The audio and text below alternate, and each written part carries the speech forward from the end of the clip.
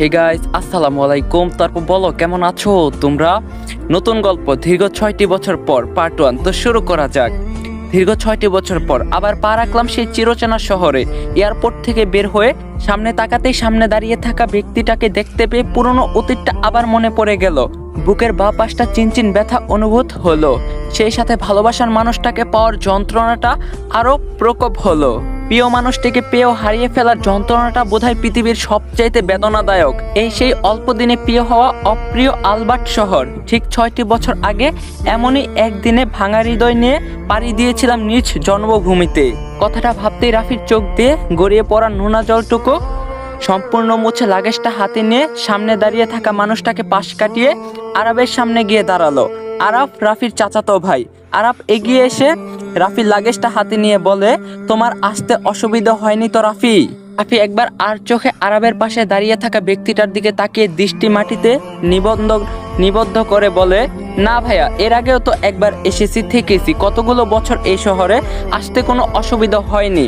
Peter, চল তাহলে যাওয়া যাক। পিটার এতক্ষণ ধরে রাফির পানে চেয়েছিল। কতগুলো বছর পর আজ রাফিকে দেখতে পেল। মুহূর্তটা থেমে গিয়েছিল, একটা ঘোরে চলে গিয়েছিল পিটার ভাবতে পারেনি রাফি সত্যি সত্যি আবার ফিরবে দ্বিতীয়বার এই শহরে। মেয়েটার চোখে মুখে আগের 6 বছরের সেই লবণত্ব নেই, আগের থেকে শুকিয়ে গেছে। চোখের নিচে কালো দাগ। আরাবের কোথায়? ভুরু দুটি বিরক্তিতে কুঁচকে গেল। আরাবের এখনই কেন যাওয়ার কথা বলতে হবে? আরেকটু পরে বললেও তো পারতো। ভাগ্যিস আজ আরাবের গাড়িটা মাঝ রাস্তায় নষ্ট হয়েছিল। ভাগ্যক্রমে আমিও যাচ্ছিলাম সেই রাস্তায় দিয়ে, তাই তো আজ এতগুলো বছর পর ভালোবাসার মানুষটাকে এক নজর দেখতে পেলাম। রাফির থেকে দৃষ্টি সরিয়ে আরাবের দিকে তাকিয়ে বলে, তোরা গাড়িতে গিয়ে বস। রাফি আর আরাব গাড়িতে গিয়ে উঠে বসে। রাফি একটিবার পেছন ফিরে তাকালে হয়তো দেখতে পারত অশ্রু ভরা দুটি চোখ তার দিকে করুণ দৃষ্টিতে তাকিয়ে আছে। যেই দৃষ্টি ছিল ভালোবাসার মানুষটাকে পাওয়ার অসংখ্যতা বেদনা। গাড়ির জানালা দিয়ে বাহিরে তাকিয়ে আছে এক ধ্যানে। পুরো আকাশটা কালো মেঘে ঢাকা। রাস্তায় লোকগুলো ছুটে যাচ্ছে বাড়ির পানে। বাতাস বইছে, সাথে রাস্তার ধুলোবালি গুলো বাতাসের সাথে তাল মিলিয়ে উঠছে। শীতল ঠান্ডা বাতাস, সেই বাতাসগুলো এসে রাফির মুখে উপচে পড়ছে। আবদ্ধ চুলগুলো বারবার সামনে এসে বিরক্ত করছে। লুকিং গ্লাসে পিটার বারবার আর চোখে সেটা দেখছে। আর এটা হঠাৎ কানাডার আলবার্ট শহরের ফ্যান্স ন্যাশনাল পার্কের সামনে দিয়ে যেতেই রাফির বুকটা ধক করে উঠল। অজান্তে চোখ দিয়ে গড়িয়ে পড়লো 2 ফোঁটা অশ্রু। এই সেই পার্ক, প্রিয় মানুষটার সাথে প্রথম সাক্ষাৎকার স্থান। আর চোখে একবার সামনে গাড়ি ড্রাইভ করে থাকা পিটারের দিকে তাকাতেই তাদের চোখাচোখি হয়। পিটারও তার দিকে তাকিয়েছিল। রাফি নিজের চোখ সরিয়ে নেয়। আরাব 2-1 কথা জিজ্ঞাসা করছে রাফিকে, আর রাফি হ্যাঁ না বলে উত্তর দিচ্ছে। পিটারের সামনে থাকতে তার অনেকটা অস্বস্তি বোধ হচ্ছে। শুধু সময় গুনছে কখন বাসায় পৌঁছাবে সে, আর এই মানুষটার দৃষ্টির অগোচর হবে। দীর্ঘ 3টা ঘন্টা পর এসে থামলো দুতলা একটি ডুপ্লেক্সের সামনে। রাফি তিরিবিরি করে সবার আগে গাড়ি থেকে নেমে বাড়ির ভেতর ঢুকে পড়ে। একটু গাড়ির মধ্যে থাকলে হয়তো দম বন্ধ করে মরেই যেত। মানুষটার দৃষ্টিতে বারবার নিজেকে অপরাধী মনে হচ্ছিল। আদৌ কি আমি সত্যিকারের অপরাধী? আরাব রাফিকে এভাবে নেমে যেতে দেখে মৃদু হেসে ওঠে। পিটারের দিকে তাকিয়ে বলে, বাসার ভেতর চল। পিটার সদর দরজার দিকে দৃষ্টি নিবন্ধন করে বলে, না এখন আর যাব না, তুই বাসায় যা আরাব। গাইস, এই ভিডিওটি স্পন্সর করছে 1x। তোমরা তো 1x এর নাম শুনছোই। 1x হলো নাম্বার 1 ট্রাস্টেড সাইট। তোমার যদি ক্রিকেটে জ্ঞান থাকে তাহলে তুমি ক্রিকেট থেকে ভালো টাকা আর্ন করতে পারবা। তোমার যদি ফুটবলে ভালো জ্ঞান থাকে তোমরা ফুটবল থেকে ভালো টাকা আর্ন করতে পারবা। এছাড়াও সেখানে অনেক প্রকার গেম আছে যেটা খেলে তোমরা টাকা আর্ন করতে পারবা। এবং আমার প্রোমো কোড ইউজ করে ফার্স্ট ডিপোজিটে 200% বোনাস পেয়ে যাবা। সাথে আছে আইফোন 14 প্রো ম্যাক্স জেতার সুযোগ। সো লিংক থাকবে পিন কমেন্টে।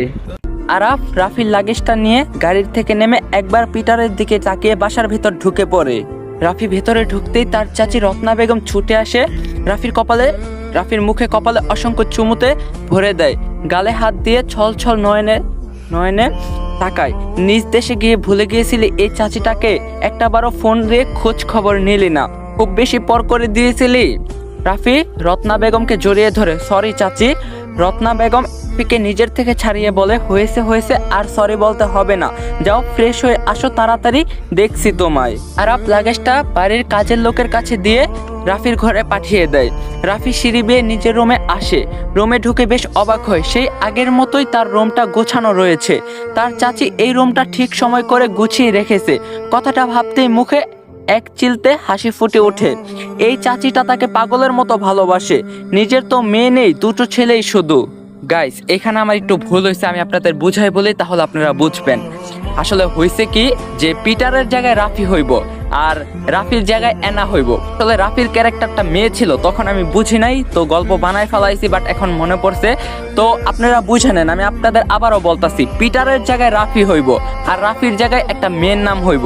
আমি বারবার বইলে দিতেছি, তো আবার শুরু করা যাক। গাইস, পিটারের জায়গায় রাফি হইব আর রাফির জায়গায় এনা হইব, আবারও বইলা দিলাম। কিন্তু এনা লাগেজ থেকে ব্লু কালারের টপস বের করে ওয়াশরুমে চলে যায় গোসল করতে। ওয়াশরুম থেকে গোসল সেরে দেখে আকাশের বুকে চিরে ঝড়ে বৃষ্টি নামা শুরু করছে। বারবার বিদ্যুৎ চমকে উঠছে, সেই সাথে আছে তো বাতাসের তীব্রতা। এনা তোয়ালে দিয়ে মাথা মুছতে মুছতে ব্যালকনিতে এসে সামনে তাকাতেই বুকটা দুমড়ে মুচড়ে উঠলো। গলাটা ধরে আসলো, শ্বাস নিতেও কষ্ট হয়েছিল। দু হাত দিয়ে মুখ চেপে দৌড়ে রুমে চলে আসে। মানুষটা এমন করছে কেন? তাকে দেখলে যে আমার কষ্টটা দ্বিগুণ বেড়ে যায়। কেন দেখা হলো আবার তার সাথে আমার? আমি তো আজও তার মায়া থেকে বেরিয়ে আসতে পারিনি। সে তো দিব্যি বউ সন্তান নিয়ে সুখে আছে, তাহলে কেন? কথাটা বলেই দেওয়ালে পিঠ থেকে কান্না করতে থাকে এনা। জানালাটা দিয়ে বারবার উকি দিয়ে দেখছে ক্ষণে ক্ষণে, মানুষটা কেন এমন করছে না এভাবে আর কতক্ষণ? লোকটার তো জ্বর আসবে এত ভিজলে। এনা চোখ মুখ মুছে দরজা খুলে আরাবের রুমের ভেতর ঢুকে এক নিঃশ্বাসে বলে, ভাইয়া ওনাকে এভাবে নিচে দাঁড়িয়ে থাকতে মানা করো, অসুস্থ হয়ে পড়বে তো। আরাব জানালা দিয়ে বাহিরে তাকিয়েছিল, দৃষ্টি তার রাফির দিকে নিবদ্ধ। দীর্ঘশ্বাস ছাড়লো। ছাতাটা হাতে নিয়ে যেতে যেতে এনার উদ্দেশ্যে বলল, এখনো ভাবছো তাকে নিয়ে তুমি? বাহ। এনা আরামের যাওয়ার দিকে একবার তাকিয়ে জানালা দিয়ে রাফির দিকে তাকায়। রাফি এক ধ্যানে এনার দিকে তাকিয়ে আছে। মেয়েটাকে ভালো মতো দেখে তৃষ্ণা মেটাতে পারেনি তখন, তাই তো আরেকবার দেখে তৃষ্ণা মেটানোর জন্য এই ঝড়ের মধ্যে দাঁড়িয়ে আছে। আরাব ছাতাটা মাথায় নিয়ে রাফির সামনে দাঁড়িয়ে বলে, তুমি কি আসলেই পাগল রাফি? এই ঝড়ের মধ্যে কেউ দাঁড়িয়ে থাকে? তোর মা জানতে পারলে কি হবে ভেবে দেখছিস? রাফি আরাবের কথায় মুচকি হাসে। আরাবের দিকে তাকিয়ে বলে, কখনো কাউকে ভালোবাসছিস আরাব? ভালোবাসলে বুঝতে পারতি তাকে পেয়ে হারানোর যন্ত্রণাটা। আরাব মুচকি হাসে, মনে মনে বলে, তুই তো তবুও ভালোবাসার মানুষটাকে খানিকের জন্য পেয়েছিলি, আর আমি তো একতরফা শুধু ভালোবেসেই গেলাম তাকে। কেউ জানলো না সে কথা। না পারলাম তাকে বলতে, আর না পারলাম তাকে নিজের করে রাখতে। ভাগ্য বড়ই নিষ্ঠুর, ভাগ্যের উপর এক আকাশ সমান অভিযোগ আমার। রাফি আরাবের দিকে তাকিয়ে বলে, বাসার ভেতর যা তুই, তোর মা দেখলে রাগারাগি করবে। কথাটা বলে রাফি আরাবদের বাড়ির উল্টো পাশে থাকা বাড়িটিতে ঢুকে পড়ে। আরাব সেদিকে চেয়ে নিজের বাড়ি চলে আসে। রাফি ভেজা শরীর নিয়ে নিজের বাসার ড্রয়িং রুমে ঢুকতেই রাফির মা তেলা এগিয়ে এসে রাফির সামনাসামনি দাঁড়ায়। কপারটা রাগ দেখিয়ে ছেলের উদ্দেশ্যে বলে, তোমার কি মাথা খারাপ হয়ে গেছে রাফি? শুনলাম মেয়েটা আবার দেশে এসেছে, তাকে দেখে কি তোমার পুরনো প্রেম জাগ্রত হয়েছে? তাহলে বলবো আমাকে দেওয়া ওয়াদাটা যেন তোমার মনে থাকে। রাফি একবার তার মায়ের দিকে তাকিয়ে তাচ্ছিল্যের হাসি দিয়ে কিছু না বলে সিঁড়ি বেয়ে উপরে চলে যায়। পেছন থেকে অ্যাডেলা বলে ওঠে, তাড়াতাড়ি কাপড় পাল্টে নিও, জ্বর আসবে তা না হলে। রাফি পেছনে না চেয়ে বলে ওঠে, আমাকে নিয়ে তোমার ভাবতে হবে না। কথাটা শুনে অ্যাডেলা ফুসতে থাকে। মেয়েটা দেশে পা রাখতে না রাখতেই আবার তার ছেলেটাকে বশ করে ফেলছে। রাফি রুমে এসে ওয়াশরুমে ঢুকে ফ্রেশ হয়ে আলমারি থেকে একটা অ্যালবাম বের করে। অ্যালবামটা খুলতেই অ্যানার একটা হাসি উজ্জ্বল ছবি দেখতে পায়। দিনটি ছিল শুক্রবার। অ্যানা সেই দিন শুভ্র রঙের স্কার্ট পরছিল। রাদারফোর্ড লাইব্রেরিতে বসে অ্যানা রাফিকে বাংলা ভাষা শেখাচ্ছিল। বাংলা ভাষাটা মূলত এনার জন্যই শেখা। এ বাড়িতে একমাত্র রাফি বাংলায় কথা বলতে পারে। আগে বাংলা ভাষায় কথা বলতে গেলে ভুলভাল বলে ফেলতো, আটকে যেত প্রায় সময়। তখন এনা রাফির বাংলা বলা দেখে হেসে কুটি কুটি হয়ে যেত। একজন জন্মগত ইংরেজের মুখে প্রথম বাংলা শুনলে তাদের বলার স্টাইল দেখে যে কেউ হেসে দেবে, এনাও হেসে ফেলছিল। এনার হাসি দেখে সেদিন কপার ট্রাক করছিল রাফি, তবে সেই রাগ বেশিক্ষণ স্থায়ী হয়ে থাকতে পারেনি। এনা যখন রাফির রাগ দেখে রাফির কোলে বসে গালে ভালোবাসার ছোট্ট পরশ এঁকে দিয়েছিল, সব রাগ যেন উধাও হয়ে গিয়েছিল। কথাটা মনে পড়তেই রাফির মুখে হাসি ফুটে ওঠে। অ্যালবামের পরের পৃষ্ঠাটা উল্টাতেই এনার আরেকটা ছবি দেখতে পায়। ছবিটা দেখে বুকটা মোচড় দিয়ে উঠে রাফির। ছবিটা প্রায় আজ থেকে 6 বছর আগের ছবি। আজও চোখের সামনে ভেসে ওঠে সেই দিন মেয়েটার আর্তনাদ। দেশে ফিরে যাওয়ার আগের দিন রাফি অ্যালবামটা বুকে জড়িয়ে ধরে। সে বড্ড নিরুপায় নিজের ভাগ্যের কাছে। মাঝে মাঝে তার মনে হয় কেন সে ভিন্ন ধর্মের হয়ে জন্ম নিল। ভালোবাসার কাছে তো সেই দিন এই ধর্মই বাধা হয়ে দাঁড়িয়েছিল, আজও তাই আছে। অ্যালবামটা বিছানায় রেখে ড্রাইভারের থেকে সিগারেটের প্যাকেটটা নিয়ে ব্যালকনিতে চলে আসে। নিকোটিনের কালো ধোঁয়া টান দিয়ে নাক মুখ দিয়ে ছেড়ে দিচ্ছে রাফি, সেই সাথে মনের ভেতর থাকা লুকায়িত কষ্টগুলো। এভাবে আর কতদিন চলবে রাফি? আমি ক্লান্ত হয়ে গেছি আপনাকে এভাবে দেখতে দেখতে। বিশ্বাস করুন, দেওয়ালে পিঠ ঠেকে গেছে আমার। রাফি সিগারেটটা হাতে নিয়ে আর চোখে হেলেনের দিকে তাকায়, হুরুকুচকো করে বলে, তোমাকে কে বলছে? ওহ, তুমি তো আবার বাংলা বুঝো না। রাফি নিজের ধীরস্থির করে বলে, কে বলছে তোমায় আমাকে দেখতে? আমি কি বলছি? শুধু টাইম নষ্ট হচ্ছে তোমার। হেলেন তপ্ত শ্বাস ছাড়লো। রাফির দিকে না তাকিয়ে দূর আকাশের কালো মেঘগুলোর দিকে তাকিয়ে বলে ওঠে, আপনার মা আমাকে উঠে বসতে বলে। এতদিনও কেন আমি আপনাকে আমার ভালোবাসায় বাঁধতে পারিনি? আপনি কি জানেন আমি অ্যাঞ্জেলিকাকে নিয়ে খুব চিন্তিত। অ্যাঞ্জেলিকার ভবিষ্যৎ কি? রাফি হাতে থাকা সিগারেটটা বাইরে ফেলে দিয়ে চোখ মুখ শক্ত করে বলে, অ্যাঞ্জেলিকার বাবা আছে। অ্যাঞ্জেলিকার ভবিষ্যৎ নিয়ে তোমায় না ভাবলেও চলবে। আর তুমি আমার ঘরে নক না করে ঢুকবে না। হেলেন টলমল চোখে একবার রাফির দিকে তাকায়, গলা ধরে আসছে তার। আজ শুনলাম আপনার সেই ভালোবাসার মানুষটি এদেশে এসেছে।